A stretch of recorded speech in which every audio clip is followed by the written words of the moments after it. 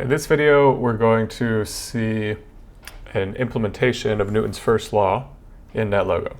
So Newton's first law says that an object in motion will stay in motion unless acted on by an outside force. And another way of saying this is that an object's velocity stays constant unless acted on by an outside force.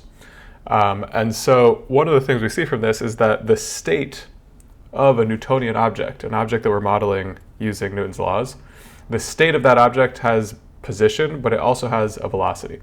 So that's what we're going to see how to implement in this video in NetLogo. So I'm going to start again by just creating a setup procedure. I'm going to clear everything. I'm going to create a few turtles.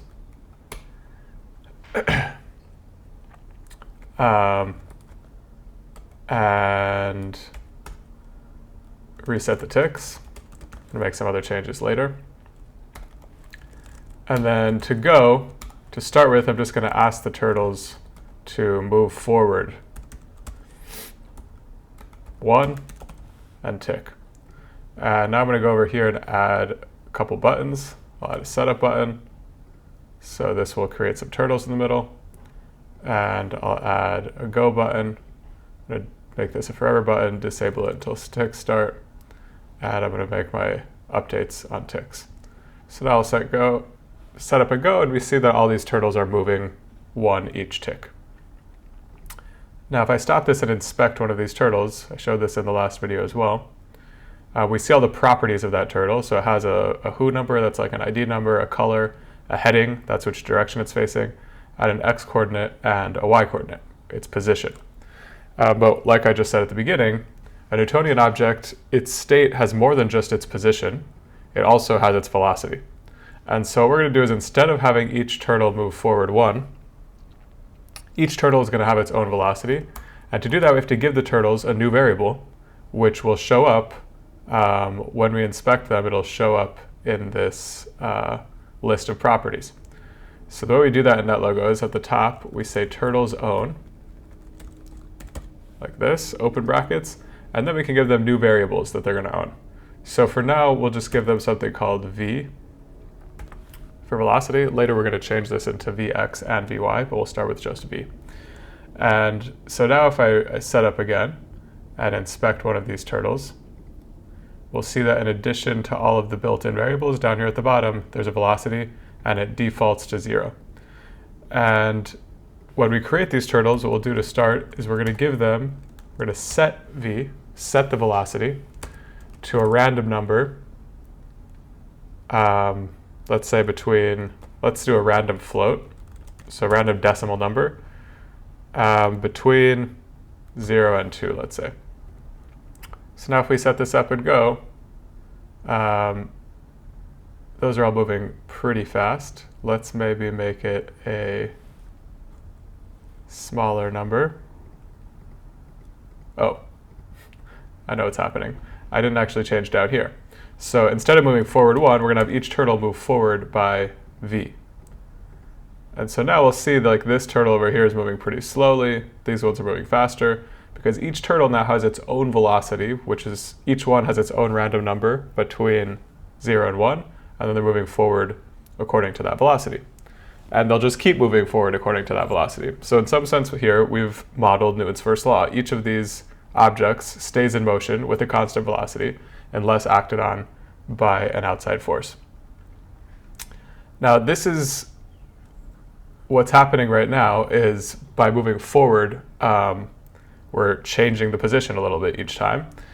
We're going to change this now. Instead of using one velocity, we're going to do it in x and y coordinates, and then talk a little bit how this relates to integration. It'll be a little clearer when we're using that representation. So instead of just having a v, we're going to have a vx and a vy, a velocity in each direction.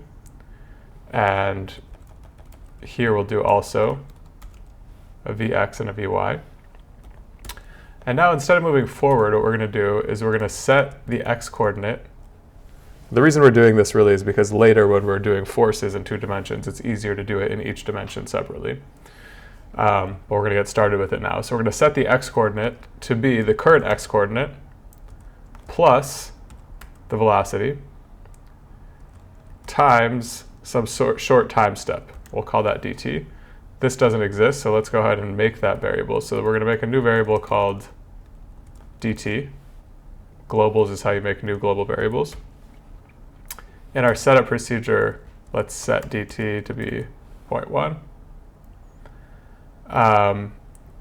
And so now we're saying, okay, whatever the current x-coordinate is, we're going to set our x-coordinate to be whatever it currently is, plus the velocity times a short time step. So if we're moving one, these units are really in patches. I haven't shown patches yet, but that's how the screen is divided up. Let me show that quickly.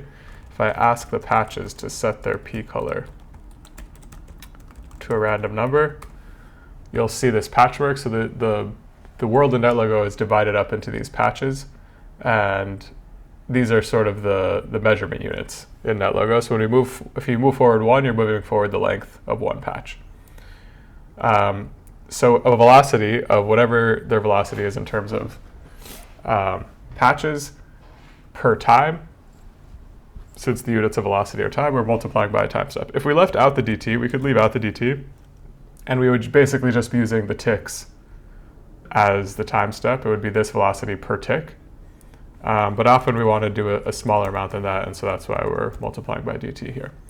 And then same thing in the y direction, we're going to set the y-core to be the current y-core plus the velocity in the y direction times dt.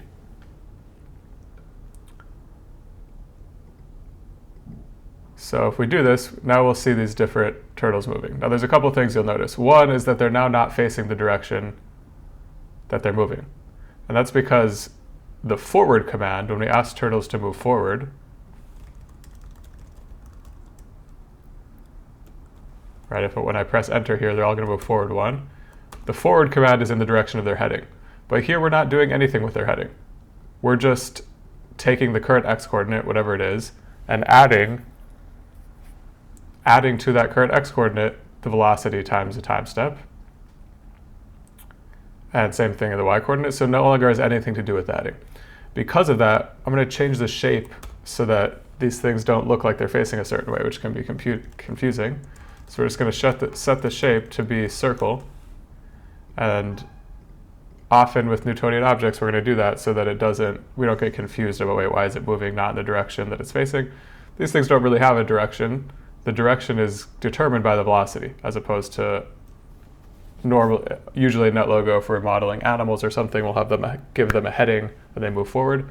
But in this case, we're modeling them with a velocity with an x and a y component. So the only other thing I want to say here, so the fact that we're setting the x-coordinate and y-coordinate each time step, this is a form of numerical integration. Right? When you integrate a function, you're adding up the value of that function over a range of values. Here, we're adding up the velocity over a bunch of time steps. That's integrating the velocity, and so that gives us the x-coordinate at any given point in time. But instead of plotting that on a graph, we're actually visualizing the position of each of these turtles as they move. And so each moment in time, we're seeing them at the position, which is the integration or the adding up of the velocity across all of these time steps. So that's just to relate what we're seeing here to a more typical representation in which you would see using calculus in physics, where the position equals the integral of velocity over time. Here we are actually integrating the velocity. We're adding up the velocity each time step, and as we add it up a bunch of times, the position is changing at each of those time steps. So we now have a very simple representation of Newton's first law, that an object will basically move at a constant velocity unless acted on by an outside force. An object in motion will stay in motion.